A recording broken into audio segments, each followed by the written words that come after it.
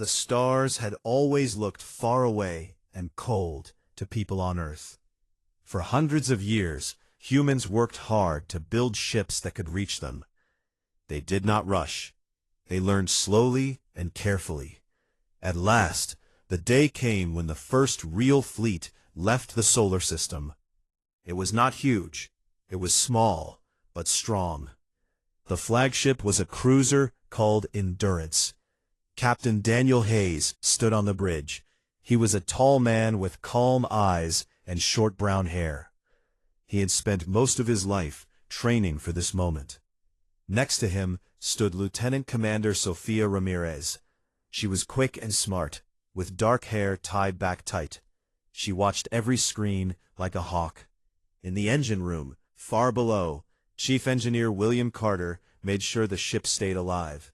He was a quiet man who loved machines more than words. The fleet arrived at the edge of known space. There they met the Galactic Concorde. It was a big group of many alien species. The strongest among them were the Krilixians. They looked like giant insects. Their bodies were covered in hard shells. They had 6 legs, sharp mandibles, and eyes like black glass. They stood much taller than humans. Their voices came out in clicks and hisses that machines had to translate. The Krilixians led the Concorde. They said humans were new and weak. "You have soft skin," their leader told Daniel Hayes during the first meeting. "You live short lives. You carry no natural weapons. You are like young larvae that need protection." The aliens showed pictures of their own young. The larvae were small and soft inside big hives. They needed care for many years before they became adults. Humans smiled and nodded. They did not argue. They wanted peace. Earth sent gifts of food, art, and simple machines. In return, the Concorde gave humans permission to build a few colonies on empty worlds. One of those worlds was called New Dawn. It was green and blue with wide fields and clean air. Families moved there with their children. Schools were built. Playgrounds rang with laughter. On New Dawn, life felt good. John Brooks was a teacher. He was young and full of energy. He taught science to groups of boys and girls. Emma Lawson worked as a doctor. She fixed broken arms and read stories to sick kids. William Hayes, no relation to the captain, was a farmer. He grew corn and apples that tasted better than anything back on Earth. His little daughter Lily liked to run through the fields and chase butterflies. The aliens visited sometimes. Krilixian ships landed. Their young larvae came out to play with human children. The galaxy watched on big screens. News channels showed kids laughing together. A human girl gave a flower to a Krilixian larva. A boy shared his toy spaceship. Everyone said, "Look how peaceful they are. Humans are not a threat." But not all aliens felt kind. Some Krilixians thought humans were too soft. They saw human children as weak things that took up space. "They breed too fast," one warlord said in private. "Their young are everywhere. If they grow strong, they will take our resources." Years passed quietly. Trade grew. Humans shared better engines and medical tools. The Concorde took them and gave little back. They told humans where they could go and where they could not. Earth always said yes. "Peace is worth more than pride," President Olivia Grant told her people. Then troubles started small. A mining ship from Earth went too close to a Krilixian border zone. No one was hurt, but the Krilixians were angry. They sent a warning. Earth said sorry. The Concorde leaders said it was enough. But one Krilixian warlord did not listen. His name was hard to say, so humans called him Lord Vrax. He commanded a strong fleet. He believed humans needed a real lesson. "They bow too easily," he told his officers. "We must show them fear." He said it was a warning to all human colonies. His ships moved into orbit during the night. No alarm sounded at first. The people of New Dawn were sleeping. Then the sky lit up. Bright beams came down from the black. They hit the schools first. The big building where John Brooks taught exploded in white fire. Walls turned to dust. Desks and books burned in seconds. Children who had stayed late for art class had no time to run. Playgrounds vanished next. Swings melted. Slides became liquid metal. Emma Lawson was in the hospital nearby. She ran outside to help. A second beam caught her. She fell and did not move again. Families woke to screams. Parents pulled children from beds. William Hayes grabbed Lily and ran toward the shelter. The ground shook. A beam struck their house. Fire swallowed it. William pushed Lily into a ditch and covered her with his body. The heat burned his back. When he looked up, half the town was gone. Streets cracked open. Trees turned to ash. The sky stayed bright with death. Thousands of children died in those minutes. Their small bodies were lost in the smoke. Survivors crawled out, crying for mothers and fathers who would never answer. The Krilixian ships watched from above. Lord Vrax sent a message to the galaxy. This is what happens when lesser species forget their place. Humans will learn. On Earth, people saw the pictures come in. Mothers fell to their knees. Fathers stared at screens with empty eyes. President Olivia Grant stood in front of cameras. Her voice shook at first. She spoke of the lost children. She named some of them. Then her face became hard like stone. In space, Captain Daniel Hayes received the same images on Endurance. He stood silent for a long time. Sofia Ramirez put a hand on his shoulder. No one spoke. William Carter came up from engineering. His hands were black with grease. He looked at the screen and whispered, "They killed the kids." The bridge crew waited. They expected orders to retreat or beg for peace. But Daniel Hayes turned slowly. His voice was low and steady. "Send word to Earth," he said. "Tell them we are coming home, and tell them to start building." The aliens waited for humans to cry and give up. They thought the lesson was over. The news reached Earth like a storm that would not stop. Screens in every home, office, and street showed the same terrible pictures. Smoke rising from New Dawn. Burned playgrounds. Small shoes left in the dust. Parents holding empty clothes. The numbers kept rising. 4,217 children gone in less than 20 minutes. No survivors from the main school. No chance for the little ones playing outside. People stopped what they were doing. In big cities, crowds stood silent under the sky. In small towns, families gathered and cried together. Old men who had seen hard times shook their heads. Young people who never thought about space felt anger grow inside them like a fire. President Olivia Grant called an emergency meeting. She walked into the room with red eyes, but a straight back. Her advisors waited. Some looked shocked. Others already had ideas. She did not waste time. "They killed our children," she said quietly. "Children." She looked at each person. "We will not beg, we will not hide, but we will not rush into a fight we cannot win yet. First, we remember. Then, we prepare." Funeral services started the next day. Not one big ceremony, thousands of small ones all over the world, in parks, schools, beaches. Parents spoke soft words, brothers and sisters drew pictures, candles burned through the night, songs were sung in many languages. The world hurt together. But under the sadness, something changed. It started slow. People talked in low voices. "They think we are weak," one man said in a bar. "They will learn different." A woman in a factory said, "My niece was on New Dawn. I want them to pay." Engineers who once built bridges now thought about weapons. Doctors who saved lives now studied ways to hurt. Major John Brooks got the call at dawn. He was a special forces leader, tall and strong, with a scar on his cheek from an old fight. Then he went to his team. "We have work," he told them. "Not tomorrow, today." They moved to hidden bases under mountains. No flags, no names, Just numbers. They trained harder than ever. They ran through dark tunnels. They learned to move without sound. They practiced with new tools, knives that cut metal, suits that bent light, drones small as insects. Dr. Rachel Patel took over the science work. She was a friend of the doctor who died on New Dawn.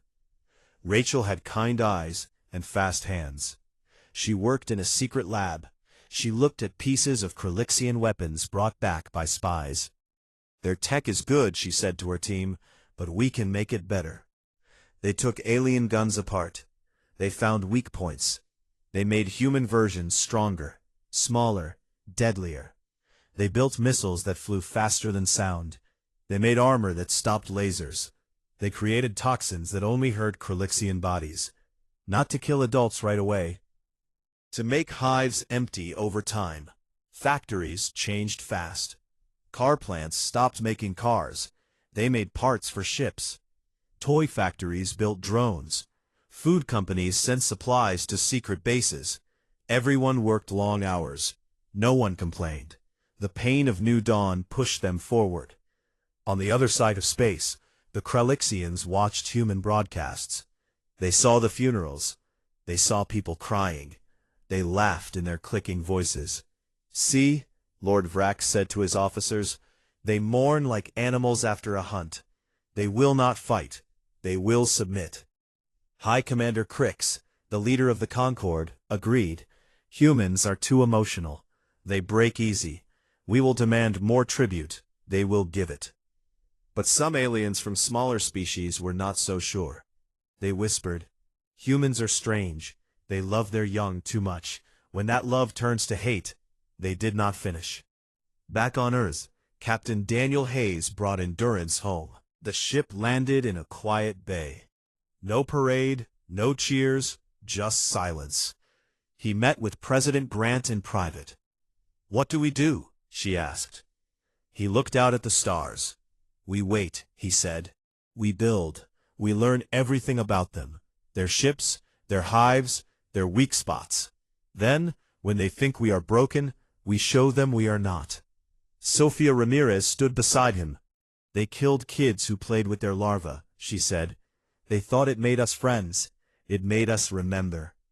William Carter, the engineer, joined them. He carried a small box. Inside was a new engine part. "This will make our ships hard to see for short times," he said. "They will not spot us coming." President Grant nodded. "Good. Keep it quiet. Let them think we are only grieving. Let them lower their guard." Months passed. The galaxy saw human ships stay close to Earth. No new colonies, no big moves. The Concord sent more demands for resources. Earth paid without argument. The aliens felt safe and strong. But under the surface, humanity prepared. Teams of spies went out in small stealth craft. They mapped Kralixian worlds. They counted hives. They learned where the young were kept. They planted tiny sensors that listened and watched. Sergeant William Hayes, Daniel's cousin, led one team. He was careful and cold now.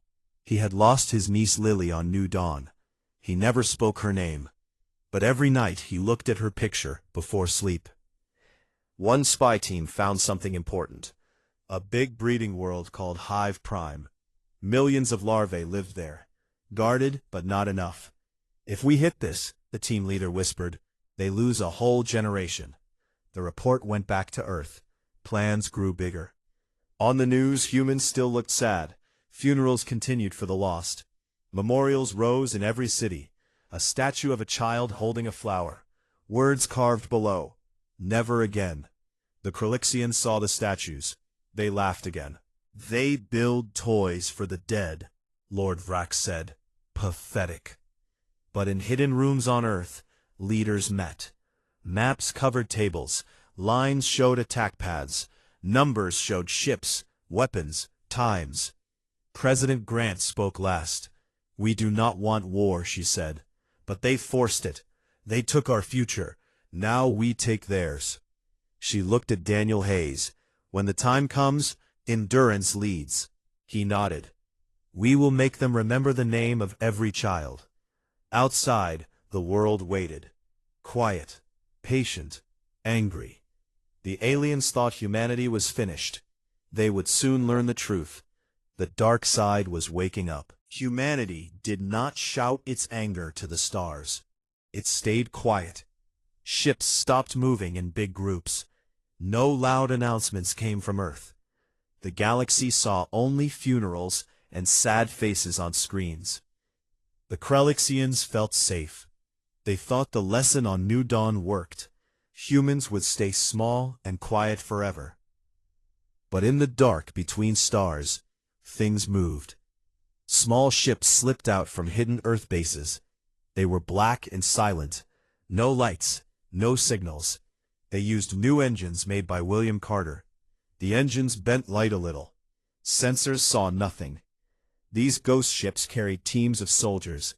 Sergeant William Hayes led one team. His face looked harder now. The picture of his niece stayed in his pocket. He never talked about her. He only worked. Their first target was a supply station near the border. It fed Krelixian warships. The station was big, shaped like a wheel. Guards walked the halls. Aliens from many species worked there. Humans did not attack with guns first. They used quiet methods. A small drone flew in like dust. It carried a virus made by Dr. Rachel Patel. The virus went into the computers. It did not destroy everything. It changed numbers. Ship fuel became water in the records. Food supplies showed as empty. Orders got lost. The station slowly starved. No one died right away, but the fleet felt hungry. The Krelixians blamed bad machines. They sent repair teams. The humans watched and learned more. Next came the listening posts. Tiny human teams landed on cold moons. They planted bugs in the ground. The bugs listened to alien talks. They learned names of important leaders. They found paths of patrol ships. They discovered where the breeding hives were kept. One team found something big. A world called Larva's Cradle. It was warm and wet. Millions of Krelixian young lived there in huge underground rooms. The young were fed special food. They grew slow but strong. The guards were few because no one ever attacked a breeding world. Who would dare? Sergeant Hayes read the report.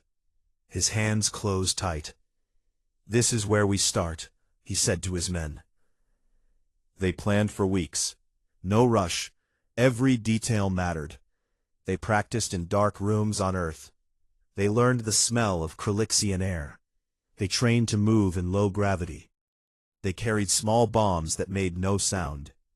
The bombs released gas. The gas stopped larvae from growing. It did not kill fast. It made them weak. Over years, hives would empty. The first strike happened at night on Larva's Cradle. Ghost ships waited far away. Small pods dropped like seeds. Inside each pod were 4 soldiers in black suits. The suits hid heat and sound. They landed soft on the surface. Corporal Daniel Torres led his group. He was young but careful. They cut through a vent. No alarm. They moved down pipes. The air smelled sweet and thick. The sound was like soft rain. They placed the devices, small tubes in the water lines. The gas mixed slow. No explosion, no fire, just quiet change. They left the way they came. The pods lifted off. The ships vanished into black.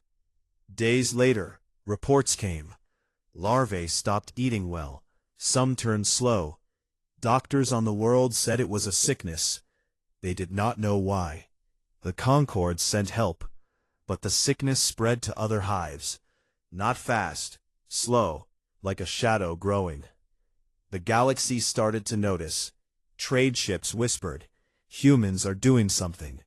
Smaller species watched with wide eyes. They remembered old stories of quiet hunters who waited long before they struck. Aboard Endurance, now changed, Captain Daniel Hayes stood on the bridge. The ship looked the same outside. Inside, new weapons waited. Stealth shields, fast missiles, guns that fired pieces of metal at high speed. No beams that lit up the sky, just silent death. Sofia Ramirez checked maps. "We hit 3 more hives next month," she said. "Small ones first. Let them think it is bad luck." Daniel nodded. "They killed kids who laughed with their young. We do not kill their adults. We take what they took from us, their future." William Carter came up from below. He carried a new tool.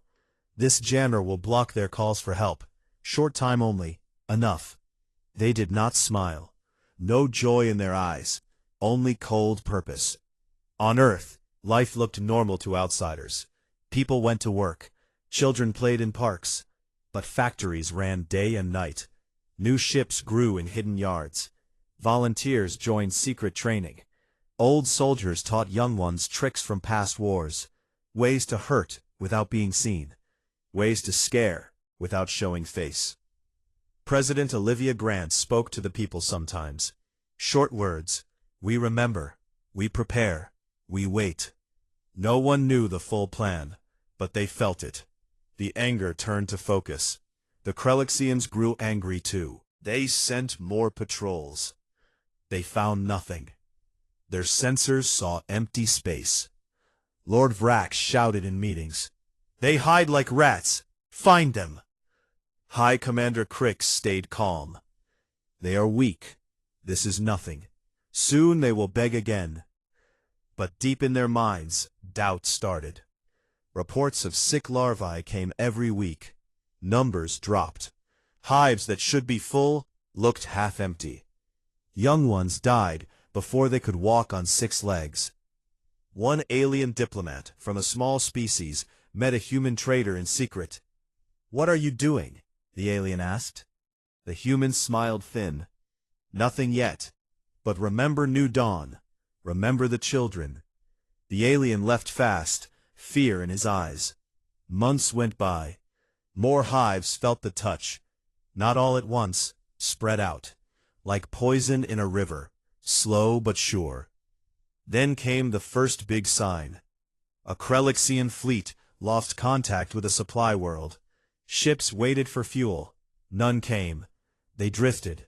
Some ran out of air. Crews died slow. Lord Vrax ordered attacks on human borders. Small raids.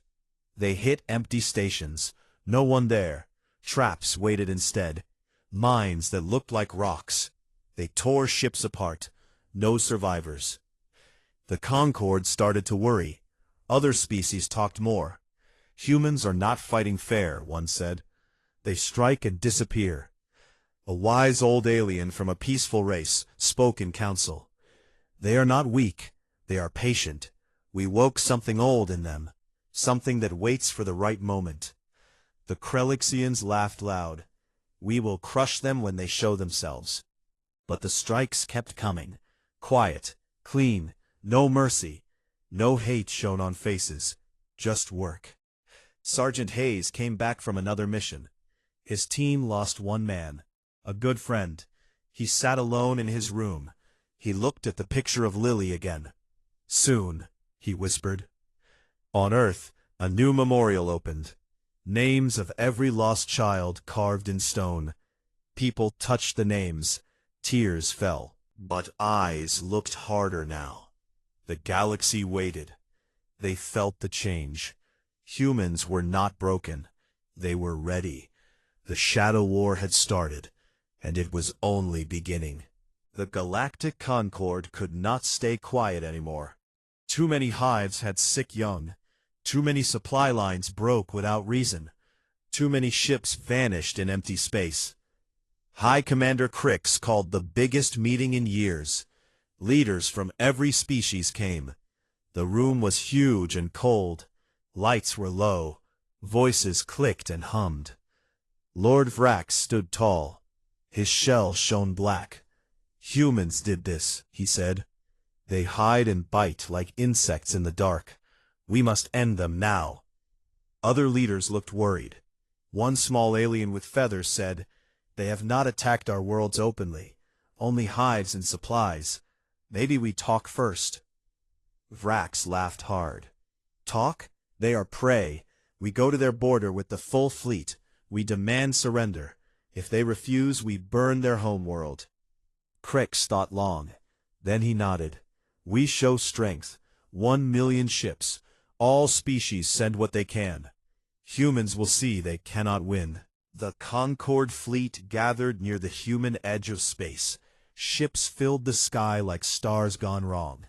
Big battleships, small fighters, carriers full of troops. They broadcast to every channel. This is the Galactic Concord, Crix said in a strong voice. Humans have broken peace. You poison our young. You sabotage our trade. You will surrender your leaders. You will give us your worlds, or we destroy Earth. On Earth, people watched the message. No panic. Streets stayed calm. Children went to school. But in command centers, eyes were sharp. President Olivia Grant stood in the main room. Screens showed the enemy fleet. She turned to her generals. They come to scare us, she said. We let them see what real fear looks like. Captain Daniel Hayes received the order on Endurance. The ship waited in deep space with others. Hidden, ready. He looked at his crew. Sophia Ramirez stood straight. William Carter checked engines one last time. Today we answer, Daniel said. Not with words, with action. The human fleet was small, only a few hundred ships, but each one carried new weapons, relativistic rods, long metal spears thrown at near light speed. They hit before sensors saw them. Stealth drones, jammer fields, gravity mines. The Concord waited. They expected humans to send envoys, to beg, to cry. Instead, space lit up silent. First came the rods. No flash, no sound in vacuum. Just streaks too fast to track. They punched through big Krelixian battleships. Hulls split open. Air rushed out. Crews died in seconds. 10 ships gone in the first minute. No warning. Panic started. Alarms screamed. Where did they come from? Officers shouted. More rods followed. Precise, cold. One hit a carrier. The ship broke in half. Fighters spilled like seeds. Most never fired a shot. Crix stared at his screens. They have no such weapons. But they did. Then human ships appeared. Not in a line. Scattered. Ghost shapes. They moved fast. They fired kinetic rounds, simple metal slugs at high speed. Each hit cracked armor. Explosions bloomed quiet. Sophia Ramirez gave orders from Endurance. Target the command ships. Leave the small ones. Let them watch. A big Concord dreadnought turned to fire. Too late. A rod went through its core. The ship went dark. No lights. No movement. Ground teams waited too. On planets near the border, human Marines in heavy armor landed. Colonel Sophia Grant, no relation to the president, led them. She was calm and tall. Her voice never rose. They hit breeding centers first. Not cities, not homes, just the hives. Doors blew open. Gas-filled rooms. Larvae stopped moving. Adults ran out screaming. Marines did not chase them. They destroyed machines. They left the adults alive to see. One Krelixian mother, her young gone, fell to her knees. Why? She asked in broken human words. A Marine stopped. You killed our children first, he said. This is the answer. They moved on. Fast, clean. No extra death. Back in space, the battle grew worse for the Concord. Their beams lit the dark, but human ships danced away. Shields held. Engines pushed hard. They struck and vanished. Lord Vrax's flagship shook. A rod hit close. Lights flickered. Fire everything, he roared. Too late. Endurance appeared on his screen. Close, no fear. Daniel Hayes sent a message. His face filled every alien bridge. You killed our children, he said slow and clear. We could end your species today. We could turn your worlds to glass. But we choose not to. We take your future instead. Your young will not grow. Your hives will empty. This is mercy. He paused. Remember this. Next time, we show no mercy. The message cut off. Vrax screamed, but his ship rocked again. Another hit. Systems failed. The Concorde fleet broke. Ships turned to run. Some exploded. Others drifted dead. Human forces did not chase far. They let most escape to carry the story. Diplomats from other species sent messages fast. Please stop, they begged. We want peace. President Grant answered. Peace was possible once. You chose war when you burned New Dawn. Now you live with the cost. On the worst-hit worlds, Krolixians looked at empty hives. Young larvae lay still. No more clicking sounds of life. Adults sat in silence, their future gone. The galaxy watched. No one laughed now. No one called humans weak. They saw something new. Humans could destroy, but they held back. They chose pain over death. That scared more than fire. Aboard Endurance, Daniel Hayes stood alone on the bridge. Stars moved slow outside. We did it, she said soft. He shook his head. We answered. That is all. William Carter joined them. The rods worked better than we hoped, he said. No smile. Daniel looked at a small picture on his console. A group of kids from New Dawn, smiling, happy, before the beams. They started this, he said. We finished it. Earth received reports. No big celebration. People hugged families. They visited memorials. They touched names on stone. Eyes were wet but hard. The Concorde fleet limped home, half gone, the rest broken. Leaders met in quiet rooms. They knew one thing clear.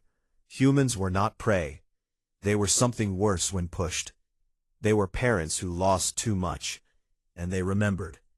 The unveiling was done. The galaxy would never forget. The nebula grew quiet. Broken crystal pieces floated slow in the dark. No more blue light pulsed. No more drones moved. The Shard Collective was gone. Only dust and silence remained. The Earth fleet formed a protective circle around the Dawn. Ships stayed close. Engines hummed low. Scouts flew ahead to check for danger. Destroyers watched the flanks. Cruisers kept their guns ready, just in case. On the Bridge of Liberty, Admiral William Carter looked at the main screen. The colony ship filled most of it. Lights glowed steady now. Shields were coming back online. Hull repair teams from the fleet had already started work. Small figures in suits moved over the damaged parts, welding and sealing. Commander Mary Ellis stood next to him. She watched the same screen. They made it, she said softly. 12,000 people, all safe. William gave a small nod. Because we came. He opened a channel to Dawn. This is Admiral Carter, Earth Response Fleet. Colony Ship Dawn. Status report. Elizabeth Warren's face appeared. She looked older than before the fight. Tired lines marked her face, but her eyes shone bright. This is Elizabeth Warren, Civilian Command.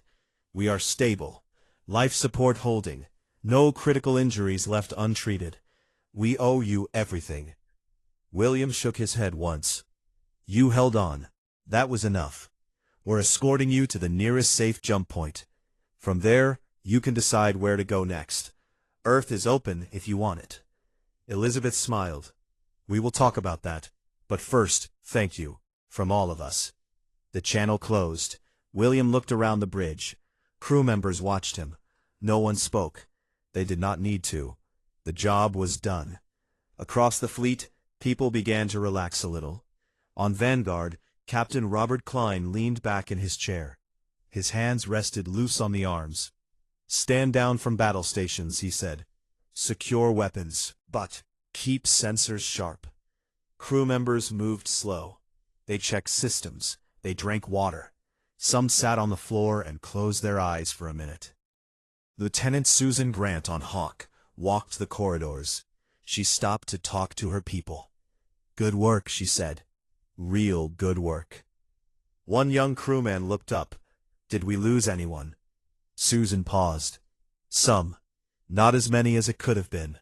We'll remember them. The crewman nodded. He looked away. Susan put a hand on his shoulder for a second, then kept walking. In one quiet corner of Liberty, Lieutenant William Hayes sat alone. He held a small photo in his gloved hand.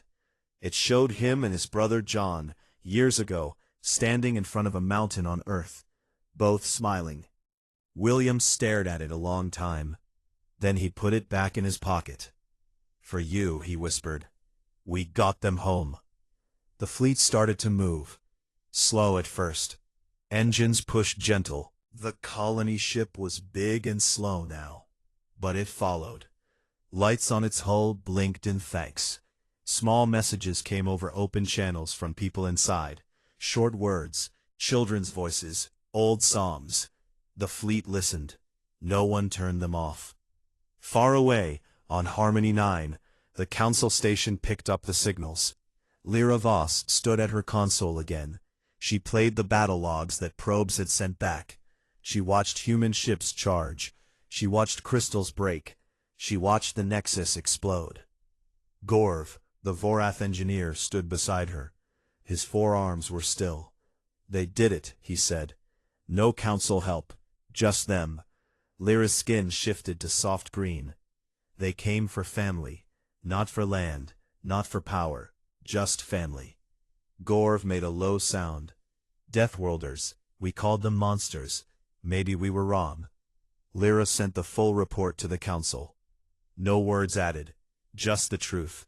The council would read it. They would talk for days.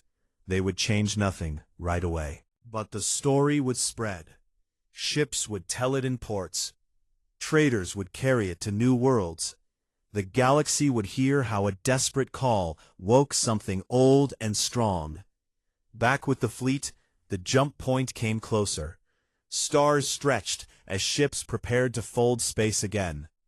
Dawn would go first, guarded on every side. Then the rest would follow. Admiral Carter called one last fleet-wide link. Faces appeared again, hundreds of them. Tired faces. Dirty faces. Proud faces. "You did what needed doing," he said. "You saved our people. You showed the galaxy what happens when you threaten one of us. No speeches, no medals today. Just know this, we answered.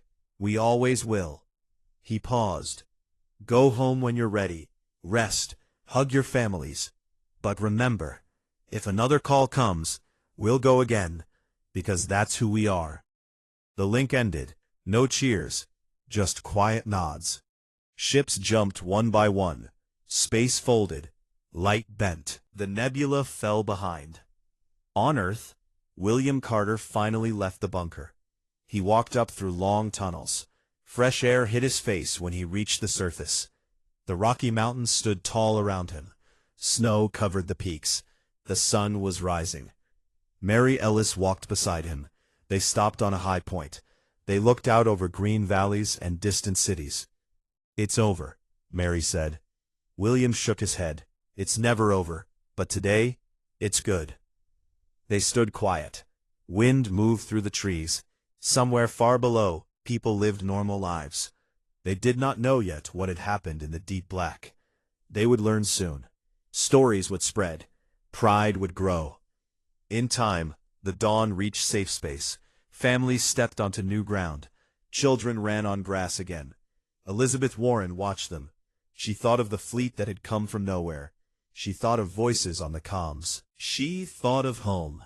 Not just a planet, but a people who never left their own behind. Years later, old spacers would still talk about it.